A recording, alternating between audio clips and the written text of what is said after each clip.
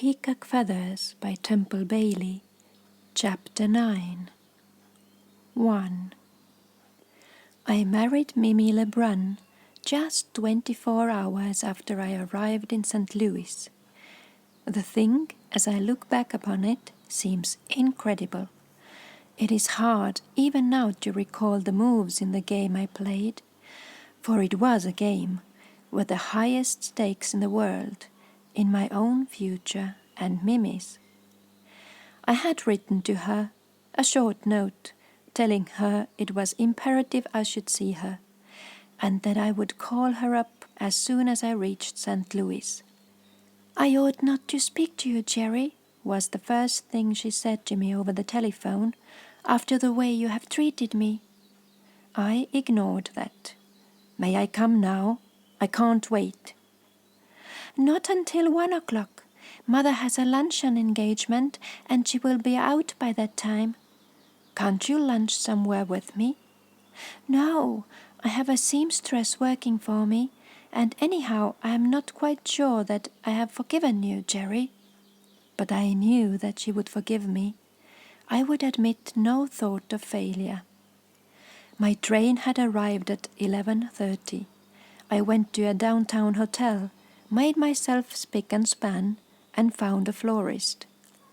I bought an armful of roses, paying an unspeakable price for them, but I felt that my prospects justified the extravagance. I had saved the money I had received for my story, and after paying my debts there had been 2 months' accumulated allowance. This would serve for immediate needs, and there was affluence ahead of me. As I left the florist's, it began to rain, a June shower, with a wild bit of wind at the beginning and then a heavy downpour. I took a taxi and reached Mimi's at the appointed time. She was not in the little living room to receive me, so I sat on one of the chintz-covered chairs, with the box of flowers on the table beside me, while the maid went to announce me. As I sat there, the silence was broken by a faint ticking sound in the room beyond. It stopped and began again, speeding up until the air was filled with the humming vibration. It was the seamstress of whom Mimi had spoken at her sewing machine. Presently the noise ceased, and from behind the curtains which separated the living room from the dining room appeared the charming little Frenchwoman, Lucille Merrick, who had once set Mimi and me on a quest for spools of blue silk. She came forward and spoke with a sort of smiling breathlessness. "I must say something to you before you see Mimi. She has just had a fitting and is getting dressed. When you see her, you will be shocked. She has suffered. Her mother and Andy Fuller are like wolves, tearing her." She was very much in earnest. "They are trying to make her marry him. Next week they are all going together to a house party on Lake Michigan, and Mimi doesn't want to go. She told me so just now." And she cried. Mimi in tears. I couldn't believe it, yet my heart leaped. "I have come to save her," I said. She clasped her hands. "Do you think you can do it?" "I know I can. Things have happened which make it possible." Her wise eyes studied me for a moment. Then she said, "Do I dare to tell you something?" I looked down at her. "Please." "She loves you, but she loves her world, and you must be stronger than her world, stronger than herself. Don't let her get away from you. She has talked to me. She has told me nothing in words, but I have looked beneath the words. She would have married Andy if it had not been for you." "You are sure?" My pulses were pounding. She nodded. "You must never let her know that I have spoken of it." She made a quick movement towards the other room. "Would you like to see her pretty dresses?" We were just in time, for when Mimi entered a second later, Mrs. Merrick was holding up a crisp gown of apple green and saying, "It is to have a silver sash." Silver sash, silver rain, a golden world. Mimi, with shadows under her eyes, trying to say in an unconcerned fashion, "It was too bad to keep you waiting, Jerry." I caught her hands in mine. "Don't you know I'd wait for you 1,000 years?" She was obviously self-conscious. She turned a little towards Mrs. Merrick. "Aunt Lucille, were you showing him my pretty things?" But Mrs. Merrick had disappeared as suddenly as if an earthquake had swallowed her up. There was a swinging door which led to the kitchen, and she must have used that. But the thing had the effect of her being taken up in a cloud of or removed by some other miraculous means of transportation. Mimi and I stood a little apart, looking at each other, and the things that Mrs. Merrick had told me gave me courage. "Mimi," I said, "are you glad to see me? Are you?" I knew she was glad, and I took her in my arms, wondering a little at my temerity. She clung to me, hid her face against my coat. She was crying. I smoothed her hair. "Don't," I said, "my dearest." But she cried on in a heartbroken way, and at last she said, "It has been dreadful, with everybody wanting to marry me, and I don't want to marry anybody." "Yes," I said, "you do. You want to marry me." "But I can't, Jerry. I don't want to be poor. I don't know how to be. And you haven't any money." "Love doesn't think of money." "Doesn't it?" wistfully. "But life is real. It isn't just romance, and we can't live on dreams." "Suppose I should tell you of a dream which can come true, Mimi? Of a long, low house set in a circle of mountains, of wide acres that are mine, of the days that we shall ride together, of the nights when a great fire will blaze on our hearth." I delighted in the amazement with which she regarded me. "Did you say that it might come true, Jerry?" "It is true, my darling. Uncle Jerry is dead, and everything that he had is mine." "Do you mean that you are rich?" "Not measured by such fortunes as Andy Fuller's, but there's the house and the land, and plenty of people on the place to do things for us. You'd be like a little queen, and I a king." That was the way Uncle Jerry had pictured it. So was I, after all, greatly to be blamed if I made her see it as a shining palace? "We will be away from all this shallowness and hollowness, and I shall do big things because you are there, and we'll go east and see my plays produced, and have a taste of the world. But always we shall come back to our castle, to our own hearthstone. That's what marriage will mean to us, Mimi. Love and each other. Home, and the two of us in it." I was eloquent with all the passion of my youthful idealism. She listened, and at last I saw her touched by radiance of her decision to marry me. "But it seems too wonderful to be true, Jerry." "It is both true and wonderful." 2. My scheme as to how the thing might be done had been spectacular. I had seen myself flaunting the fact of my improved fortunes in the faces of Mimi's mother and of Andy Fuller. I had seen Mimi's world crowding the church, while she came toward me up the aisle in all that bridal loveliness over which I had pondered as a boy. I had seen Andy, my defeated rival, glowering at me from among the shadows. But Mimi destroyed at once my melodramatic illusions. "We must get the thing over before we tell anybody." "Do you mean that it is to be clandestine?" She nodded. "I'm not sure I like that word, but it is the only way." "Why is it the only way?" Her eyes were stormy. "I shall die if I have to fight for my happiness, Jerry." That settled it for me. I would not have her hurt or troubled, and Mrs. Merrick had said that Andy and her mother were wolves. It was Mrs. Merrick who helped us make our plans. We called her in and found her an enthusiastic fellow conspirator. "If I didn't trust you, Jerry," she told me at the beginning, "I couldn't do it. But I won't have Mimi sacrificed." We've decided it was best that no one should know of my having called on Mimi. I was even to carry the roses away with me, that all traces of my presence might be removed. The little maid was reticent, and masculine callers were too frequent to cause any comment. Mimi's trunk was to be packed and waiting when the expressman should arrive late that night. It was the maid's evening out, and Mimi and her mother were going to a dance at the woman's club.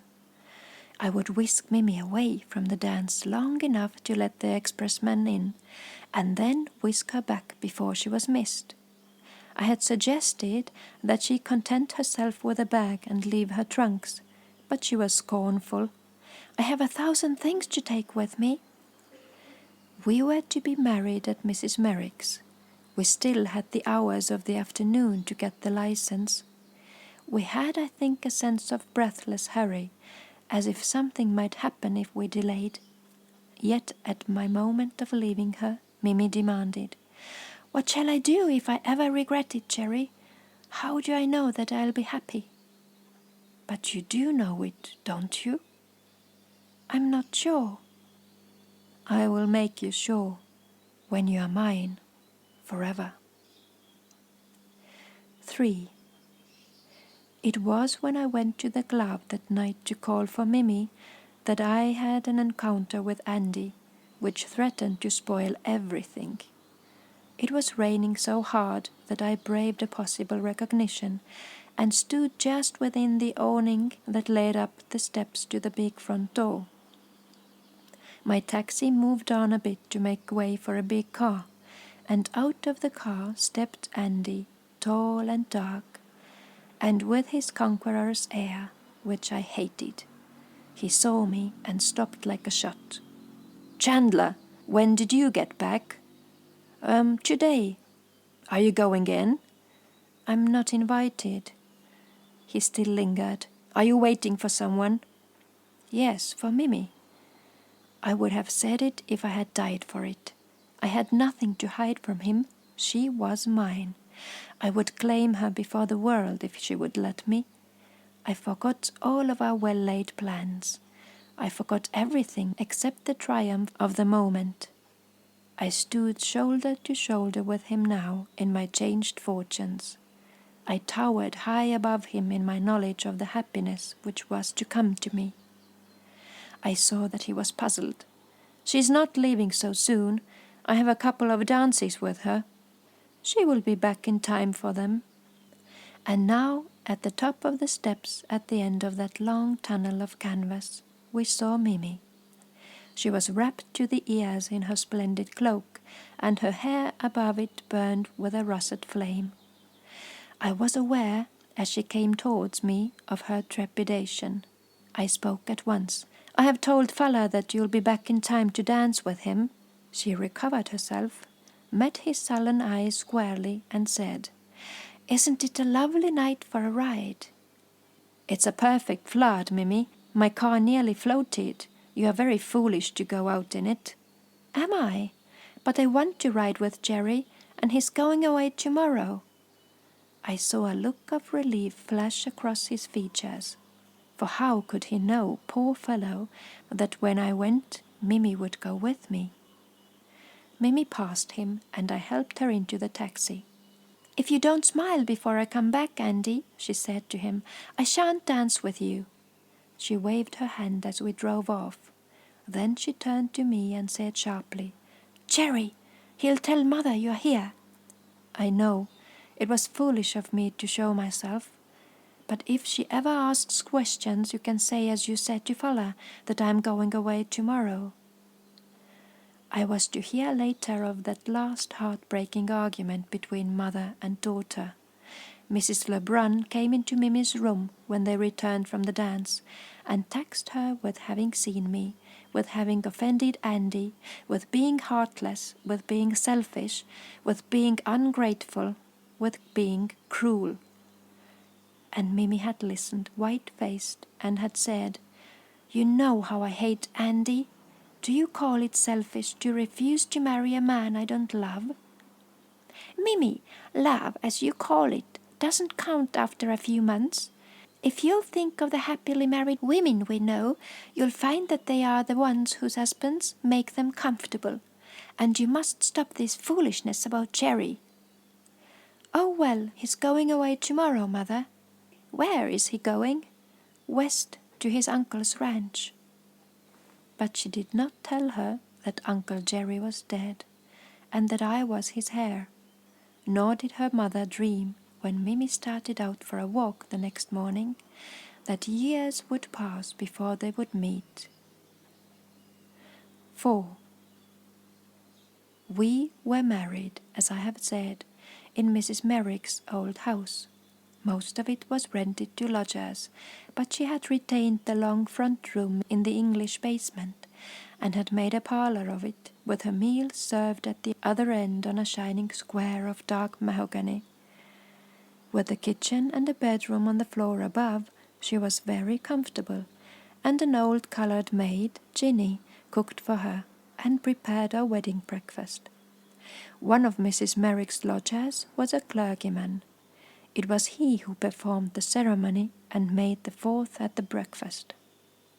The table was a drift of white flowers, and Mimi was all in white. As I looked at her, it seemed as if the sacred rite, which I had shared with her, had changed us both in some mysterious way. With this ring I thee wed, to have and to hold, from this day forward, for richer, for poorer, as long as you both shall live. She was now, I felt, eternally mine. The ring I had put on her finger had a deathless significance. It was at the moment of parting that Mrs. Merrick said to Mimi, "Remember, you are going to be happy, chérie. And Jerry must remember that you and he are not a god and goddess on the peak of Mount Olympus. You'll find each other's faults, and you must love because of the faults as well as of the virtues." Mimi clung to her. "You've been such a darling, Aunt Lucille. Some day you shall come and see our happiness." Then the taxi, the train. It seemed to me that I must wake from my dream and find myself alone and wanting Mimi. Yet there she was in the seat beside me, a little low hat with a peacock's feather on her lovely head, the daughter of a proud race, yet with her pride submerged for the moment in her sense of romance and in her faith in the future that my love had promised her. And now we were in the midst of our great adventure. If Mimi had been adorable amid all the distractions of her own gay world, what shall I say of her when I had her to myself? There are things, however, which cannot be spoken. I can tell you only of my joy in the assurance she gave me of her devotion. "I love you because your steadfastness, Jerry. Men never know what it means to a woman to find a lover who doesn't split his affections up in little bits. Strength and constancy, these are the essentials. It is so heavenly to rest in your care of me, Jerry." I told her of my father's care of my mother. "I want to be like that," I said, "but you have something which my mother never had, and which my father missed. His soul adventured, but hers did not." There was a long silence after that, and then she said, "Jerry, I wonder would you have loved my soul if I hadn't had a pretty face and stunning clothes?" "I should have loved you in rags, Mimi." "But how can I be sure, Jerry? How can any woman be sure?" "Why ask questions, my dearest? When you are old and wrinkled and grey, I shall still love you. Isn't that an answer?" She shook her head. "I'm afraid that isn't any answer. And I don't want to be old and wrinkled and grey, Jerry." We were sitting by the window in our hotel in Denver. The air was as clear as wine, light and stimulating. Far off in the distance, billowing up like huge grey waves against the line of the horizon, was the mountain range which was our goal. "Our mountains, Mimi," I said, "and in another day we shall be among them." We were to motor from Denver. With fast driving and by starting early, we could do it in a day. I had considered buying a car, but an interview with Uncle Jerry's lawyer had revealed that there was practically no ready money at my disposal. The attorney repeated what he had said in his letter, that Uncle Jerry's affairs were involved. He would make me an advance if I wished, taking part of the ranch land as security. I had had a sudden sense of foreboding. "Do you mean that there won't be any income?" "I can't tell, but the ranch ought to yield fairly good crops. If you are anything of a practical farmer, you should be able to work it." I was immediately reassured. My boyhood was spent on a farm. In the West, in New York State. It isn't quite the same thing, but you may get away with it. I saw myself riding over those wide acres, rounding up my cattle. I said something of the kind, and saw his look of surprise. "There are no cattle. The free ranges are too limited in these days. The most profitable crop is alfalfa, and there are some experiments with small fruits. Cherry orchards are beginning to pay fairly good returns. Your uncle, I believe, planted a lot of trees." My imagination seized at once on the pictorial aspect of cherry orchards in bloom, of trees dripping red fruit. If I could not have cattle, I would have cherries. I wonder now that the attorney was not more definite in his discussion of the situation, but I fancy we were playing at cross purposes. He did not know what I expected, hence saw no reason to warn me. The income which might be made, he had judged, would be sufficient for the expenses of a modest young couple who went in for practical farming. How could his mind grasp for a moment the vision of the thing as I was seeing it, and as my Uncle Jerry had described it? I am sure, however, that it would have been hard to shake my belief in the happiness which was ahead. Youth, love, aspiration. My mind was hopeless of change, until on my arrival on the scene I was confronted by the truth. We were to leave the next morning. I made arrangements for a hired car and went up to our rooms to find Mimi dressing for dinner. I told her about the cherry orchards, of the bloom of them, of the trees dripping red. "Could anything be more beautiful?" I demanded. "I like it much better than cows," she said. "I hate to think that things have to be killed." We lingered, talking about it. Then she said, "You aren't dressed, Jerry, and I'm simply ravenous. Is it romantic to be hungry, dearest?" "Fairy princesses can be anything," I assured her, "and get away with it." She was to me, indeed, a fairy princess, surrounded as she was at the moment by belongings which seemed to my crude country boy experience almost too exquisite for use. There were brushes of silver and bottles of crystal, a travelling case of fine leather, delicate laces, clinging silks and satins, little shoes which matched her gowns. On everything where it could be engraved or stamped or embroidered was a peacock's feather. I had asked her how it happened that she had chosen it. "One of my great-grandmothers had peacock feathers on her linen and on her silver. She owned an estate in France, and there were peacocks on the terrace, and she was so proud that she refused to marry a member of royal family because he had plebeian blood in his veins." "I am glad," I said to her, "that you are not like that." "Why?" "You wouldn't have married me." "Perhaps she wasn't in love with him." Her blush was charming. "You have an air, Jerry, as if you owned the world," she told me later. "And you are so awfully good-looking. Everybody stares at you in the dining room." But it was Mimi who drew their glances. There was one man who recognized her and came to our table. "I left St. Louis yesterday," he said. "Your elopement is creating a great sensation." We had seen the papers, and I told him so. Mimi's manner of carrying it off was charming.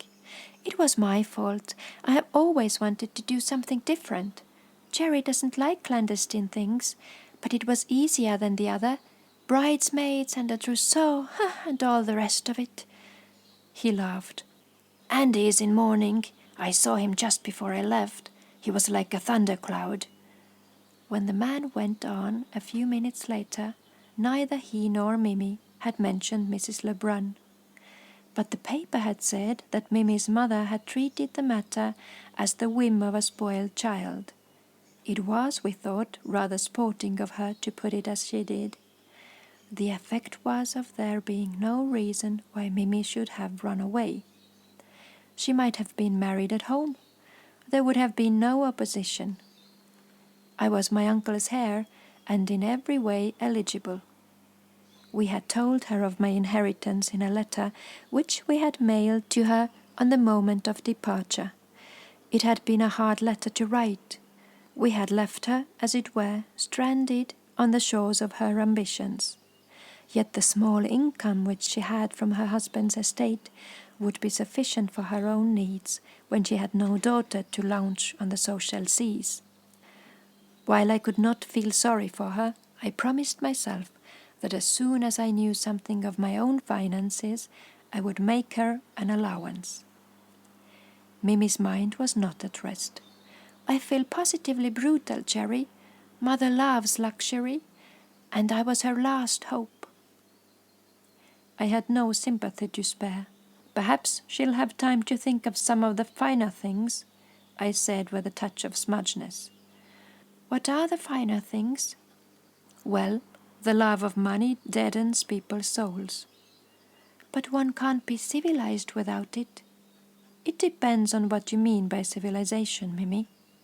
Oh, having servants to keep things in order, and dressing for dinner, and plenty of bathtubs. We laughed at that. Some day, I promised her, I'll take you into the mountains, miles away from bathtubs and dinner gowns, and I'll teach you the charms of the wild. She shook her head. I should love it, she said, for a little while, but we couldn't live like that always, could we, Cherry? 5. It was towards noon of the next day that we came to the great hills, which rose higher and higher as we proceeded on our way. Neither Mimi nor I had ever been among those western mountains, so that our first view of the towering battlements of pink sandstone which guard the valleys gave us the feelings of entering enchanted ground. The man who drove our car told us the names of the various formations, but we knew them only as magic gateways to those higher peaks, silver-topped and touching the sky. The roads, as we left the highway, were rough and narrow. Little travelled. We passed through small settlements which were huddles of unlovely houses. Here and there we came upon crude hotels, where we stopped for meals, finding the food as a rule well cooked and hearty, but served with a lack of formality, which shocked Mimi's fastidiousness. Yet she took it all rather easily. It is like something in a book, Jerry, but I am glad our house will be different. Looking back upon it, I wonder why doubts did not then assail me, but they did not. The splendor of the hills, of those shining peaks, had woven a spell about me. I felt that I could ride on forever, with Mimi by my side. Flowers were everywhere, pale columbines, faint mauve and white, harebells, trembling in the breeze, the exquisite and mystical mariposa lily on its single stalk. Mimi exclaimed, and I stopped the car and loaded her arms with them, and felt that not even the lilies were lovelier than my young wife in her bridal happiness. And now the shadows began to fall on the mountains. The valleys were dim, but the light stuck in a golden shaft across the great peak which towered ahead of us. About halfway up that mountain is your house, the driver told us. There ain't a better view from anywhere. My hand went over Mimi's. Her fingers curled themselves about mine in a quick, understanding clasp. We leaned a little forward, trying to pierce the gloom. The golden light faded. The mountain peak grew dark against a sea of silver sky, on which floated a galleon of rosy cloud. Then the cloud sailed on, and the sky was faint amethyst, with one breathless star. So we came to our home at night. My imagination had seen it as we swept up to the door. The light streamed out. Within a leaping fire, a groaning board, eager hands to help us. My lawyer had told me that there were a half-dozen laborers on the place, and the superintendent, Hayes, and his wife. As we stopped in front of the house, I was clutched by a chill sense of impending disaster. The only illumination was a faint glimmer through a small square pane. The driver honked, a door opened, and a dark form emerged. "Is that you, Chandler?" a voice demanded. Resenting fiercely the familiarity of the address, I answered, "Yes." The man came forward. "I'm Hayes, the superintendent." I shook hands with him and presented him to Mimi. "Glad to see you," he said. "My wife wants to know if your driver is going to stay to supper." "No, he has to get back." I helped Mimi out. Her ungloved hand, as I touched it, was cold. She had not spoken. The men behind us were busy with the bags. Together we crossed the little porch and went through the open door. 6. The room which we entered was utterly without charm. There was no fireplace. A great high-shouldered black stove gave out waves of heat, which were grateful after the chill of the mountain air, but there was no glowing welcome of flames, only a sickly flicker of yellow and blue through the mica squares. The furniture was expensive but hideous, golden oak and maroon brocade. The lamp on the table had a painted china shade. The pictures on the walls were colored photographs. Their flamboyant pinks and blues brought the rushing memory of the little blonde who had dined with Uncle Jerry at the Washington restaurant. At the far end of the room, a long dining table was set for two. Above it hung a lamp with a chain mechanism, by which it could be raised or lowered. A plump woman in a checked gingham dress was setting a huge platter on the table. She wiped her hands on her apron and came forward. "I am Miss Hayes," she said. "I told Hayes I'd better get you supper. I thought Mrs. Chandler would be too tired to do anything herself." My voice seemed to come from far off. "Where is the cook?" "There ain't been any hired girl since your Uncle Jerry left. They're hard to get. He had some Indian help. The men about the place cooks for themselves, and I look after Hayes." Again that far-off voice, which was mine. "This is Mrs. Chandler, Mrs. Hayes. If you will show her to her room, she can get ready for supper."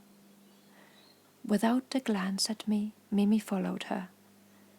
And I stood in that dreadful place, stunned by the impact of realities. The men brought in the bags. Mrs. Hayes came back. The food was steaming on the table. "You'd better hurry or things will get cold," the good woman warned me. "I'll call Mrs. Chandler." I found it hard to speak. I went towards the room into which Mimi had disappeared. The door was open. As I entered, I saw that there was a room beyond. The effect of both of the bedrooms was quiet and comfortable. The furniture was walnut, and the covers on the dresses and tables were snowy white. In the second room, Mimi was unpacking, feverishly, the bag which Mr. Hayes had brought. I stood on the threshold. "Mimi," I said, and my tongue seemed thick. "Supper is ready, my dearest." She turned and faced me, and I saw then that the radiance which had been hers was gone. "I am not dressed, Jerry," she said. "You needn't dress, my darling. Why not? I've always dressed for dinner, Jerry. Do you think I'm going to give it up?" Her voice was tense. "Do you think I'm going to give it up? Just because I'm married? Just because you have dared to begin our married life with a lie?" "Mimi," I implored, "it isn't my fault. Uncle Jerry told me it was wonderful." "I know what he told, but you had no right to bring me here until you knew the truth. If I had dreamed I would find this—" The wave of her hands seemed to include the room in which we stood and the dreadfulness beyond. "Do you think I would have come?" She turned from me and began to lay out her things on the dresser, the crystal bottles and the silver brushes. "You'd better get ready too, Jerry," she said in a cool little voice. "Your bags are in the other room." I don't know what my superintendent and his wife thought of us when we finally appeared. Mimi with her bare neck and bare arms, her wisp of train, the glittering comb in her russet hair. I, miserable in my dinner jacket, drew out the chair for her. "We are sorry to be late," I said, "but we had to freshen up a bit." Mimi, too, apologized. "It is too bad you had to cook our dinner, Mrs. Hayes. We would have brought someone with us if we had known." "You might bring them, but they won't stay," said Mrs. Hayes pessimistically. "The Indian women weren't so bad, but you can't get them any more for housework. The old ones are too old, and the young ones don't like it." She had kept the food hot in the kitchen, and again brought in the big platters. I was hungry, and the fried beefsteak and hot biscuits, the stewed cherries and excellent coffee had the effect of a feast to me. But Mimi ate little. She simply sat there, an incongruous, exotic figure. "Your coffee is delicious," she told Mrs. Hayes, "but I really don't want anything else." Mrs. Hayes, who had promised to be garrulous on first acquaintance, seemed tongue-tied. She and her husband stole glances at Mimi as they came back and forth on various errands. He to put wood in the stove, to build up the fires in the bedrooms, she with relays of hot biscuits. When supper was over, I found that Mr. and Mrs. Hayes expected to be sociable, so we all sat around the high-shouldered stove, and Hayes and I smoked and talked of the ranch matters, while Mimi and Mrs. Hayes discussed, as I learned afterwards, domestic affairs. At last our guests rose. "I told Mrs. Chandler to leave the dishes, and my daughter Dora will come over in the morning. I'd come, but it is baking day, and I make all my own bread, you know. I'm going to send a few loaves to you. Dora ain't much of a cook, but she can help with the hard work, and Mrs. Chandler don't look strong." "I am strong enough," Mimi said, "but I am not very experienced." She was smiling, and a faint hope warmed my heart. At last we were alone. I came back from seeing the friendly couple to the door and found Mimi standing in front of the high-shouldered stove. I put my arms around her. She shivered, but did not draw away. "My dearest," I said, "I am sorry, but we've got to make the best of it." She gave me a little push and stood back. "If you hadn't said that, Jerry, I might have forgiven you, but there isn't any best to make of it. If you had said, 'Mimi, this is horrible, tomorrow we'll run away,' but tomorrow you expect me to talk to that awful Mrs. Hayes and her daughter. I've never seen such people, Jerry, and there they sat and sat and sat until I thought I should go mad. One can't be ungracious in one's own house, but you might have gotten rid of them. You might have told them I was tired, and I don't want to make the best of it, Jerry. There isn't any best." "My dear," I said, "it is our home, and we are married." She flung out her hands. "Oh, wouldn't Mother crow over me, and Olga, and Andy?" I dropped my hands heavily on her shoulders. "Do you think," I asked sternly, "that I care what your mother thinks, or Olga, or Andy, or anybody else in the whole wide world but yourself? I would rather have died than have had this happen, but it has happened. Mimi, This is our first night in our new home. Are you going to shut your heart against me?" For a moment she wavered, then she said, "I can't talk about it. I only know that if we go on arguing, I shall say things that hurt you, and I'm tired. Perhaps in the morning, Jerry, I can think better." And so she left me without a tender word, without a kiss. And I sat by the high-shouldered black stove and thought of the wide hearth of my dreams. I thought of Mimi, as my fancy had painted her, the mistress of my castle. I thought of the simple grace which my father had always said, and with which I had hoped to bless the food served at our own table. And now my dreams were shattered, my hopes were dead. If Mimi's love had not survived this shock, it was not love as I knew it. In this lay the heartbreak. What cared I if the furniture was frightful, the pictures a blot on the walls, the high-shouldered stove a travesty on the leaping flames of my imagining?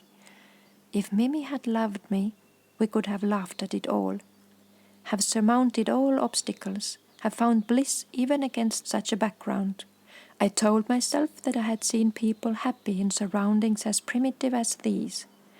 There were compensations in austere living, that my father and mother had been content on their little farm. I forgot, you see, that I had not been content, that I had asked for something more than ideals and aspirations. I had wanted luxury, beauty, a life packed to the brim with vivid experience, and I had gone forth to find it. It was late when at last I rose and went out of doors. The moon was flooding the valley, turning the stream which writhed through it into a silver serpent. The beauty was so intense that I was hurt by it, as if it mocked the ugliness of the things which man had made. I felt that if Mimi were by my side, lifting her eyes to the hills, there could be between us no barrier of rancor or bitterness. I wanted to call her, but I dared not. As I stood there, something brushed against me. A cold nose touched my hand. A great dog had come out of the shadows, which struck athwart the house. He had been, I learned afterwards, my uncle's pet. He was a collie, and his name was Jason. By some subtle instinct he seemed to know me at once as the new master. He stood panting beside me, his tail waving like a plume. I was glad to have him there. I had thought before he came that my loneliness was insupportable. The heavens had seemed empty, and the earth and I a desolate atom in a desert of despair. End of chapter 9. From the novel Peacock Feathers by Temple Bailey,